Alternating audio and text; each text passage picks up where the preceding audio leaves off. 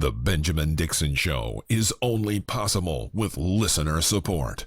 Go to www.thebenjamindixonshow.com to register for our blog and join the Progressive Army. And now, ladies and gentlemen, We are now about to witness the truth. it's the Benjamin Dixon Show. Well, it's Friday, ladies and gentlemen.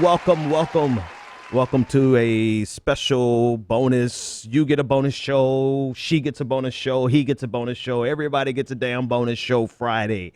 I decided to, I've been talking about it for a while. I'm like, well, maybe I should one day share a full hour bonus episode with everyone, not just for the patrons. I've been saying this to the patrons for every single week. I'm like, okay, I'm going to share this week's. And I never share it. So I decided, instead of lying to myself, to just go ahead and broadcast live. So welcome aboard. This is like any other show. You can call in 857-600-0518 if you want to join the conversation. This is what we do on Fridays. We have a full hour show on Fridays for our supporters. Today you get it. Let's just call it a holiday special. All right. Christmas special, Hanukkah special, Festivus, whatever you celebrate. This is my gift to you and my way of enticing you to become a patron. Go to patreon.com/the BPD show and sign up to be a patron. Okay, so stuff happening in the news. Of course, that's nothing new. I want to start with Donald Trump is trying to block protesters from protesting around the inauguration. It should be no surprise, but let's just take a look at this snippet of an article that I got a hold of from Twitter. It says the Lincoln Memorial. Hang on, let me get a better version. Boom, better. The Lincoln Memorial has been the site for many of the United States' most historic rallies, from the civil rights and anti-Vietnam protests of the 1960s to the Million Man March in 1995. However, for the thousands of women planning to march on Washington following Donald Trump's inauguration, the D.C. landmark won't be available for rallying. According to The Guardian, the National Park Service, on behalf of the Presidential Inauguration Committee, the National Park Service has, on behalf of the Presidential Inauguration Committee, blocked access to the landmark by filing a, quote, massive omnibus blocking permit. Close quote. This will bar protesters from most of the National Mall, Pennsylvania Avenue, the Washington Monument, and of course the Lincoln Memorial for days and weeks before, during, and after the inauguration, which will take place on January 20th, 2017. Now, okay, so I'm sure if I do some Googling, I just literally got a hold of that this morning from Twitter. What's this guy's name? Zelle or Dwelle or something like that. So I'm not sure where the original article came from, but I'm sure if I Google that last paragraph, it'll take you right to it. That's my recommendation. Donald Trump is a man-child, a thin-skinned, overly sensitive, narcissistic man-child who can't handle criticism and critique. And he has been elected to the office of the presidency, which one of the main roles of the office of the presidency is to be hated by half of America and adored by the other half of America. That just happens. Donald Trump has never had to be subjected. There's been a lot of hate around Donald Trump, but he's never had to be the target of the ire of half of America, which makes me feel like Donald Trump he's not going to survive this presidency without violating some of the First Amendment. He's already started, right? This of course, protest, how can I say this? Protests have been calculated into the American system, right? That's why you have to get permits for protests. All right, protests don't really shake up the American system. They've learned to give you space to vent and watch you guys, get irate and whatever the case may be. Doesn't mean we shouldn't protest, but it's just to say that they have a way of controlling them. And this is their way. You can't get a permit, you can't protest. So they think, right? There's still always the option of just showing up and protesting, which I suggest, I'm not going to make any suggestions, but you do whatever the hell you want to do. If somebody told me I couldn't protest, that's exactly where I would go. But I digress. The point is this: Donald Trump is going to, because he's so vain and so consumed with controlling what people say about him, he is going to continuously stomp on the First Amendment throughout his presidency. The question is, will he step on it so far as to actually make it a thing, a real controversy? Because what they're doing in D.C. with this blocking of the permits, I mean, that's a part of the structure. That's their way of controlling protests. So he's not doing anything illegal. All he's doing is signaling to America that he does not have thick enough skin to actually do the job of the president and endure the being burned in effigy every single day. He can't handle that. So it's going to be an interesting 4 years in the sense that he's going to spend just as much time, if not more, concerned about his image than he is concerned about his job of the presidency and protecting and defending the Constitution of the United States, which includes the right to assemble and the right to protest and to petition our government. But when you elect a narcissistic man-child with thin skin and can't take any criticisms or critique, this is exactly what you get. You get the man-child, Donald Trump. All right. Let's see. That's Donald Trump. Let's talk about the this attempt by conservatives. Speaking of protests, it's amazing what it's amazing the extent to which conservatives have to try their best to find something to be mad enough about to protest. You're like, what the hell are you talking about, Ben? I'm talking about hashtag DumpStarWars. So today, Star Wars, a Star Wars story, Rogue One, comes out. It actually looks pretty interesting, pretty decent. I think I might try and go and see it, if for nothing else, but to spite conservatives. Someone in the chat room wants to know, does anyone watch this? Well, they watch it at night, right? Our normal time is 9 p.m. at night, but you can obviously kiss my ass. But anyway, back to Rogue One. So Rogue One is written by someone, a writer who has come out pretty much anti-Trump, like full-throated anti-Trump, calling Donald Trump, comparing Donald Trump to fascism, just full-throated anti-Trump. And because he came out as a full-throated anti-Trumper, conservatives have gathered together and say, we're going to protest Rogue One. The problem is you guys aren't really successful with your protest. You try to protest Kellogg, you try to protest Starbucks, you try to protest all these things, and you don't really get how it's done.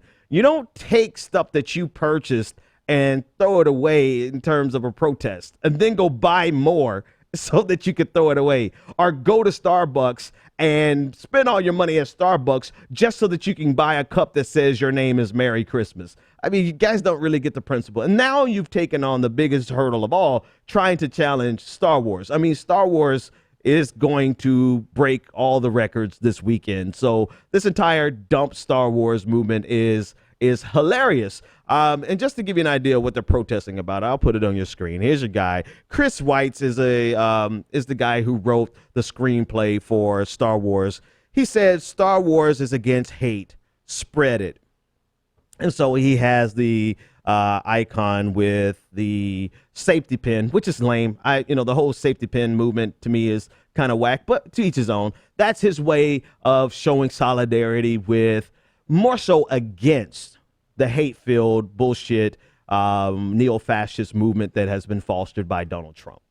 I get it, right? Okay, so you wear the safety pin, spread hate. And so by sharing the safety pin, comparing Donald Trump to just saying that he's hate-filled has elicited all of these dump Star Wars brigade. All right, here's the thing about it. Is that the only thing you guys have to bitch about, to protest? Like, you have to dig really, really deep to feel some type of outrage to start a protest over a movie, Star Wars. Like, most of America is out protesting income inequality. They're out protesting the killing of unarmed people of color. They're out there protesting systemic injustices, and you guys are protesting a damn movie because the screenwriter hurt your feelings. I mean, talk about being triggered and being childlike. I mean, like you have nothing. If the worst thing in the world that has happened to you this week, for which you have to protest, is that the writer of Star Wars came out against your preferred political candidate, or he's the president now, so whatever. If that's the worst thing that happened to you, then there might actually be something to this privilege conversation, because you've got nothing else happening in your life that you actually feel passionate enough to protest except a damn Star Wars movie. That is laughable. It reminds me of the war on Christmas, right? It reminds me on everyone who feels like this is such a great victory with Donald Trump because now we can say Merry Christmas. And this is just like the protest at Starbucks. The worst thing in the world that's happened to you is that you feel like you have been violated and been oppressed because someone said Happy Holidays to you instead of Merry Christmas to you. And this is where you want to fall on your sword. This is where you want to make your grandstand and say, we are going to protest Starbucks and Star Wars. Oh man. I guess when I said this the other night and I'll say it again. When you have, how can I say this? When you have always been in a privileged position and you see the narrative of the oppressed, you get jealous and say, oh, I want something to protest. I want to feel that type of passion. I want to feel that type of energy. I want to be oppressed. I want to be oppressed and the oppressor. So you go out and protest a movie while the rest of the world is protesting systemic injustices, protesting war, protesting starvation wages, protesting stuff that actually matters. I think some of your lives are really, really empty and you need a cause. That's what this is. That's all Rogue One is. 857-600-0. That's all the protest of Rogue One is. 857-600-0518 if you want to join the conversation. All right. So a lot of entertainment stupidity happening. Turns out that Donald Trump will remain on as, yes, the executive producer of Celebrity Apprentice. All right, so this is according to the New York Times. Donald Trump will remain as an executive producer of NBC's Celebrity Apprentice even while serving as the president of the United States. That agreement keeps, I don't want to read the rest of it. So I'm not sure that this actually is a thing. I don't think this actually matters so much as it shows where Donald Trump's focus really is. The fact that he's willing to stay on as the Celebrity Apprentice producer shows where his focus and his interests really lie. Like he's an entertainer. That's all he has ever been. That's all he really wants to be. He never really thought he was going to win the White House. Hell, nobody thought he was going to win the White House. That's ultimately how he ended up winning the White House. He doesn't want to be the president of the United States, not even sitting in on his intelligence briefings in a significant way. Mike Pence is sitting in on all the intelligence briefings. Donald Trump is still negotiating contracts for the Celebrity Apprentice. So here's the complicated part, right? It gets complicated because he's going to have a direct interest inside of a news organization that has responsibility of reporting on his presidency. Doesn't mean that they can't do both. Doesn't mean that they're not capable. But Donald Trump has shown he has a propensity to suppress voices that are not favorable to him. To say this is a conflict of interest is kind of putting it mildly. I, for one, don't want my president to be working 3 or 4 jobs. You know, I think the office of the presidency is enough responsibility for one person to focus on for the 4 years that he's there. But, Donald Trump is going to make a reality show out of the presidency, apparently. I'm sure there's going to be more cameras than ever before. We're going to maybe this is his way of giving transparency, right? Maybe this is how he's going to make his administration more transparent. I doubt it. Ultimately, this is just a money-making scheme for him. This is all the presidency is. The presidency for Donald Trump is not the end. It's a means to an end. He really didn't intend on getting it. His heart is set on building this media empire. And imagine the ratings. Imagine the ratings that Celebrity Apprentice is going to get because of the office of the presidency. I don't think it's the end of the world, like some of the liberals are making out to be, like this is the most atrocious thing that we've ever seen. No, it's not the most atrocious thing that we've ever seen. It's not the end of the world, but it just shows you that Donald Trump is really tacky as fuck, to be honest with you. Quite tacky, and has zero interest in actually being the president, which is why, despite everyone's belief that he was going to be some type of outsider, because he never had the intention of being president, never had the qualifications to be president, never had the skill set or the infrastructure or the team to be the actual president, he has had to depend 100% on the Republican machine. Therefore, his administration, at least, is going to be quite establishment so that he can go out and play on the Celebrity Apprentice. And there you have it. This is what we've elected. This is what's going to be in the White House for the next 4 years, at least. And if Democrats keep messing up, he's going to be in office for the next 8 years, quite possibly. All right. We are blowing through these stories pretty quickly. Here's a story that was, here's a story that I think should start a serious conversation. The Pentagon allegedly wasted or has room to cut $125 billion in waste. This, according to the Washington Post. The Pentagon has buried an internal study that exposed $125 billion in administrative waste in its business operations amid fears Congress would use the findings as an excuse to slash the defense budget, according to interviews and confidential memos obtained by the Washington Post. It's a total of $125 billion over 5 years that they feel could be saved if they cut, if they force some retirements, if they trim some of their contractors. I believe they said they had over 1 million contractors. The average salary of the contractors is $190,000 a year plus benefits. And they were concerned. It was a 77-page report commissioned in order to find ways for them to save. One of the things I saw the most interesting, and this is not from the article, this is just from previous readings, is that there's so much redundancy in the Pentagon. For each individual branch, right? So you have a full HR department for the Navy and a full HR department for the Marines and for the Air Force and for the Army. You have all of these redundancies and potential places for synergy and potential places for savings.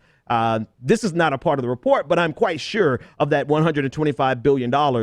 This is not part of the article, rather, but I'm quite sure the $125 billion that they could save over the next 5 years could be found. A lot of it could be found right there in all of the redundancies that they have, particularly in the HR department. But the story behind the story is that this report was originally on their website, taken down, and the suspicion is that this is because leaders at the Pentagon did not want Congress to see this and to cut their budget over the next 5 years.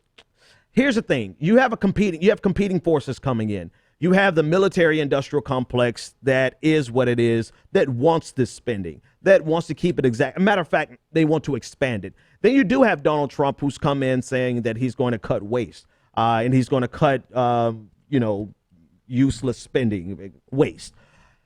The competing forces, really, I think the establishment is going to win on this, right? You're not going to see a reduction in cost that will come from the Republican or Democratic establishment, not for the military. If there's anything that they agree on that we're going to spend money on our military. I mean, $125 billion, that's more than 2 times of what Russia spends on their military, on their defense. I mean, you can't minimize the amount of waste that $125 actually represents. And yet you can count on the Republicans and Democrats co-signing this. So hiding this from Congress, I feel, was like not the smartest move because they own Congress. Let's just be sure. They own Congress. The lobbyists for the defense industry, they own Congress. I mean, most of what's built, let's talk about the weapons and the machines that are built. I mean, it's spread across the country intentionally so that a small component is made in a little known district in DC, in Ohio, and a small component is made in the northeast of Florida, right? They spread it out so that every single congressman and congresswoman has a vested interest in protecting the military industrial complex. So it makes no sense to me for them to try to hide this because they own Congress. The people they should have hid this from, or maybe this is who they were actually trying to hide it from, the American people. Because the American people see $125 billion worth of waste from one bureaucracy that most of us can agree is over bloated. The American people see this and start making demands, right? That's who they should have hid this from. And quite possibly that's maybe who they were trying to hide it from. But the point is this, is that when the American people start adding up and just doing the basic math and see that we waste more than Russia spends, right? We waste more than the boogeyman spends on their entire defense department. When Americans start seeing that and they start seeing our crumbling infrastructure, the fact that Obamacare is falling apart and is going to fall apart even quicker as soon as Republicans get in, the fact that there's still millions of Americans who are uninsured or underinsured, the fact that you still have people who are food insecure, Americans will look at this amount and start demanding that we have accountability on a level that we don't currently have it so that money can be reallocated. The truth of the matter is, good luck. It's probably not going to happen. Congress is going to sit on this. Congress is going to let this amount of money just go to waste because they're more comfortable seeing it go to wasteful spending than they would ever be comfortable seeing it go to something meaningful like infrastructure, like reduction of poverty, for food security, or anything, any number of things that we could do with this money. It won't be done. So I don't understand the entire article. I don't understand the entire premise of them being afraid of Congress when Congress is going to do exactly what they want. They're going to keep spending at the levels that they're spending, no matter how wasteful it is, and no matter how other parts of the American economy and the American infrastructure could benefit from $125 billion. And that's just over 5 years. And that's just based on a report, an internal report from the Pentagon. I mean, imagine the wasteful spending that's going on everywhere else.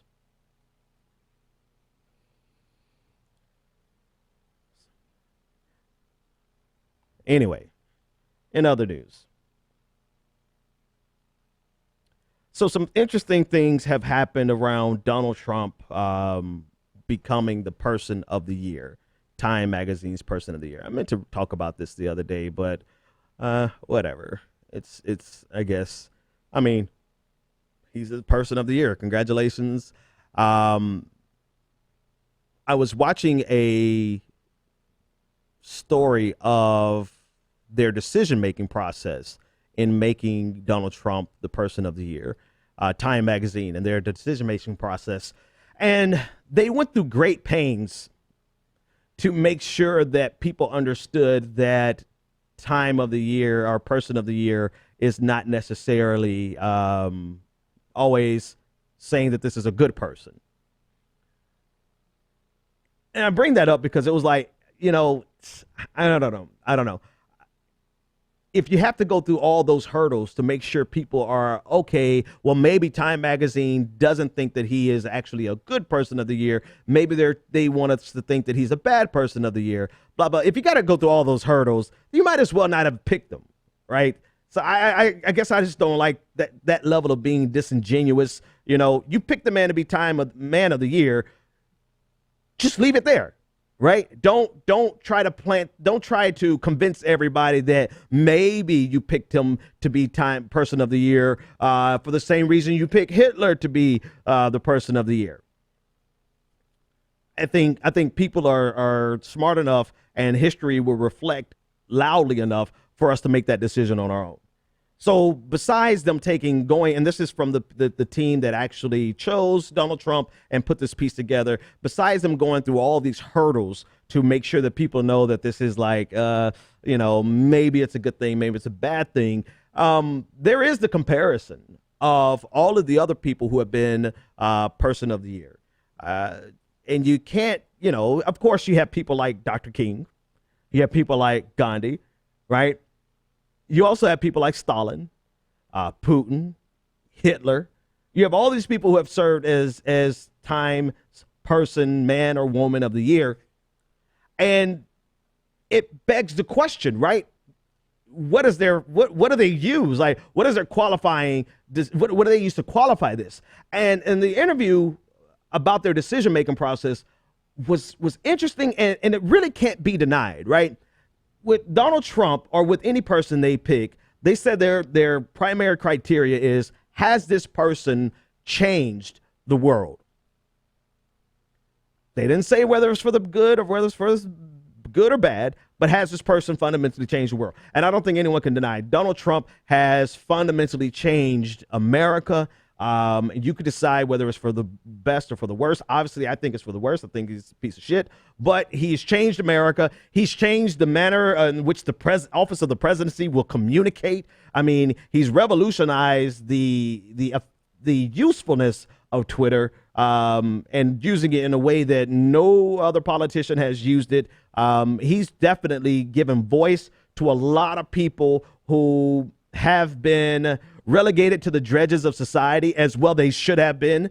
But now he's come to the stage and he's opened up the floodgates of all of the worst of society. So yeah, Donald Trump has fundamentally changed both America, and he's in the position to change the world. So based on that criteria, I get it. He's the Person of the Year.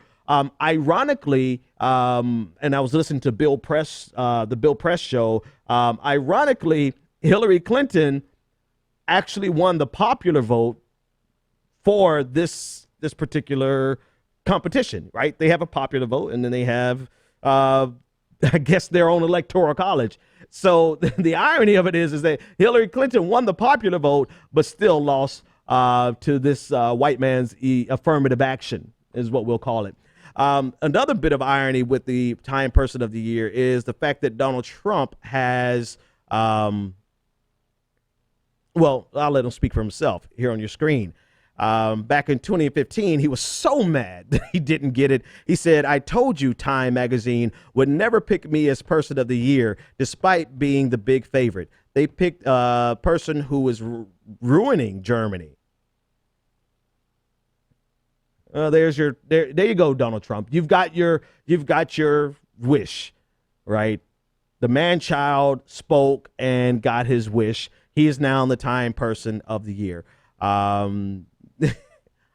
So that's part one of the story. The other part, I mean, that's all the important stuff. The other part are the comparisons, right?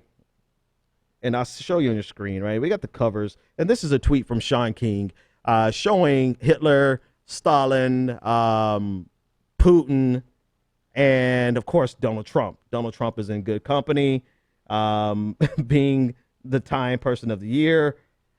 And so this goes back to the conversation of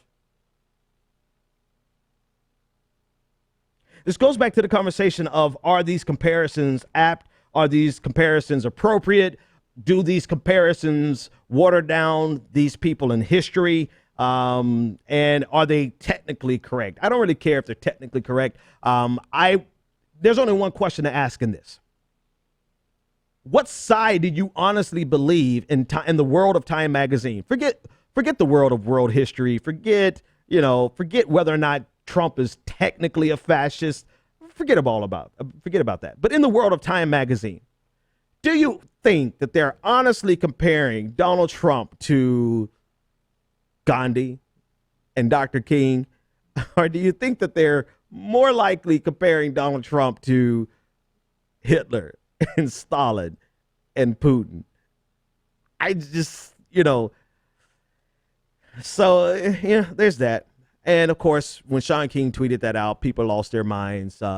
Roseanne Barr, I don't know if you guys remember Roseanne Barr. She literally lost her shit because Sean King compared Donald Trump being the person of the year to Hitler being the person of the year.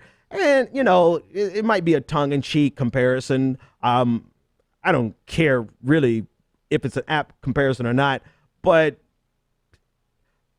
people are really passionate about their dear leader. And dear leader is very passionate about having full control over how he is perceived by the public. And to me, that is the dangerous part. Whether or not he's a technical fascist is kind of irrelevant when he's willing to go the extra mile to suppress dissent. That's where the real problem comes in. All right, let's keep trucking. So yeah, this week has been kind of crazy. I've avoided several stories because of how ridiculous they were. But I sort of have to come full circle and talk about it right now. Particularly, I'm talking about this controversy known as PizzaGate. I have to talk about it.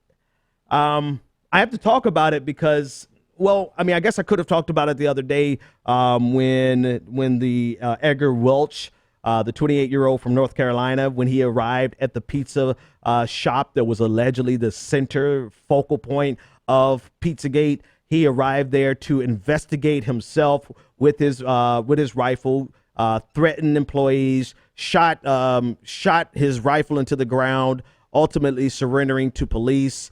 I guess I could have talked about it then, but it was still, and here's a picture of him surrendering to police. It's still ridiculous.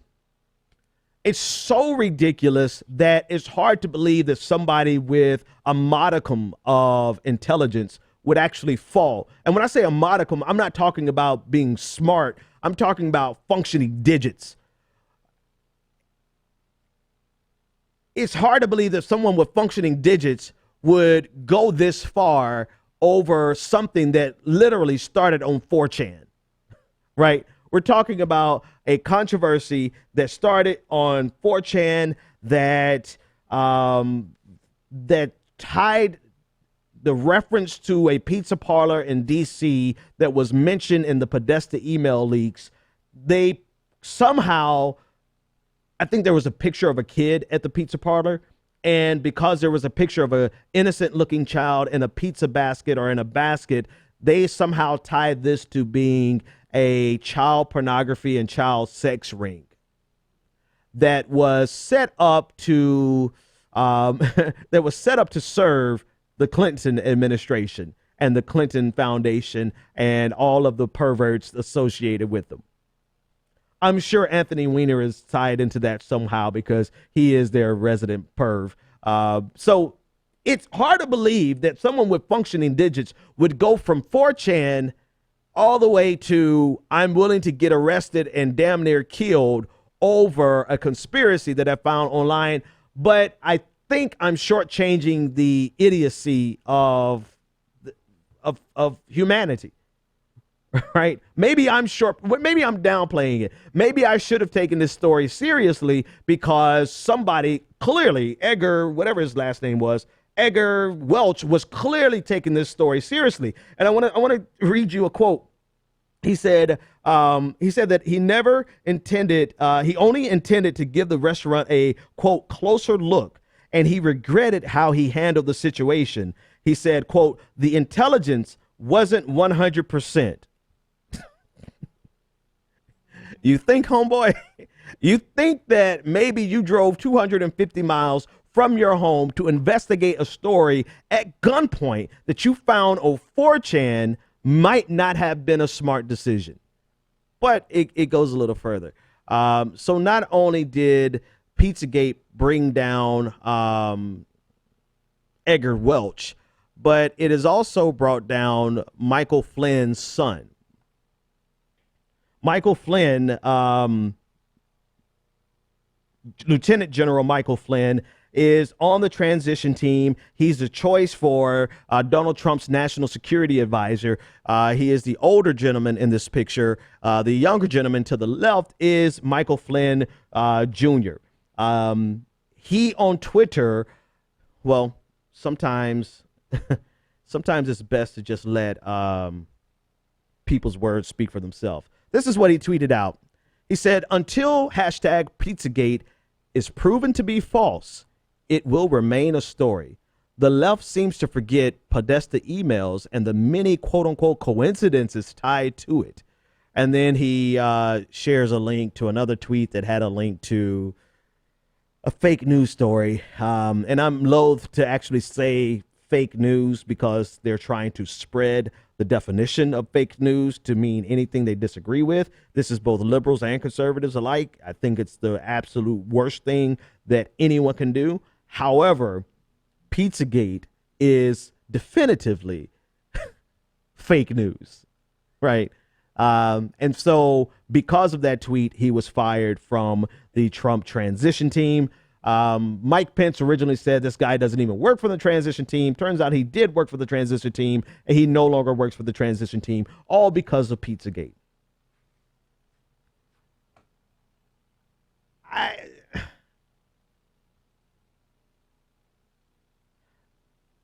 I think that's enough on this story. I didn't want to cover it in the first place, but I guess I wanted to talk about it because of a couple of things. I lied. I do want to talk about the story, but I've been avoiding it. The desperation and the derangement of some people on the on the right, but definitely on the left too. But right now we're talking about people on the right. The internet gives space for some unstable people to vocalize their instability. That's the nicest way I could possibly say it. The internet allows a space for people who are not wrapped too tightly to find other people who are not wrapped too tightly and to delve into the world of conspiracy theories, particularly when they're salacious like this and when they are detrimental to a political figure that they don't like. The problem is when you try to crack down on that. When you try to crack down on that and crack down on quote unquote fake news, you not only foster more conspiracy theories, but you end up only hurting the legitimate outlets, right? The non-establishment legitimate outlets. There's really nothing that we can do about this, right? Except for hit it on the head, knock it down every time something insane comes up. Fine. That's what we can do. But you can't holistically, like, just do one swoop and crush all of the fake news. Trying to do that is going to most assuredly lead to authoritarian, draconian policies, period. There's no ifs, ands, or buts about that. So it's kind of like with the democratization of media and the democratization of information, stuff like Pizzagate is an unfortunate byproduct, but it doesn't mean that you turn around and crush the democratization of media and crush the liberalization of information. You don't do that, right? You hope to inform people and educate people and help people get some mental health services so that they are not living in this conspiratorial world where they're going to pick up a gun and drive 250 miles to follow up on a story that they found on 4chan.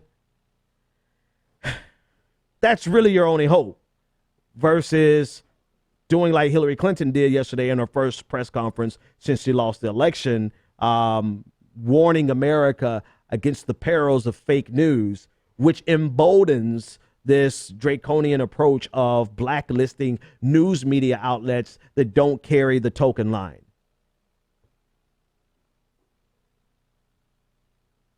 I mean, what are you going to do? That's all you can really do, is try to help people to be more intelligent versus trying to crush and undo the democratization of media and the liberalization of information. That's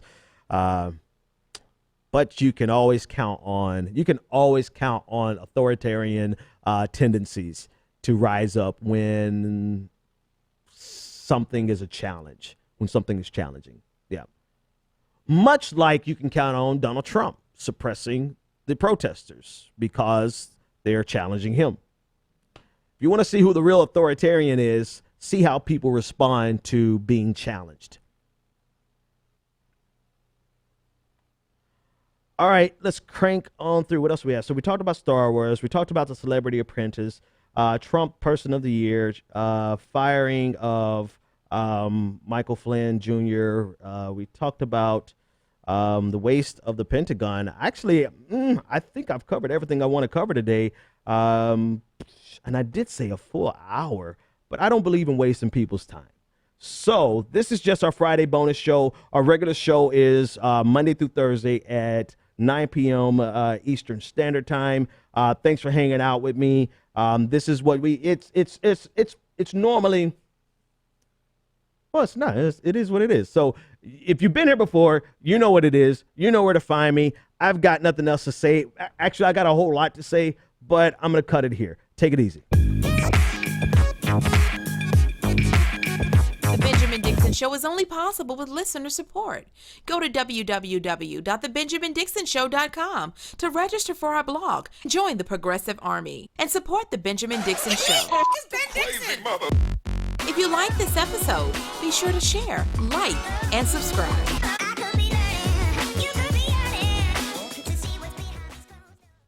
Consider becoming a Patreon. Go to www.patreon.com/The BPD Show and support The Benjamin Dixon Show.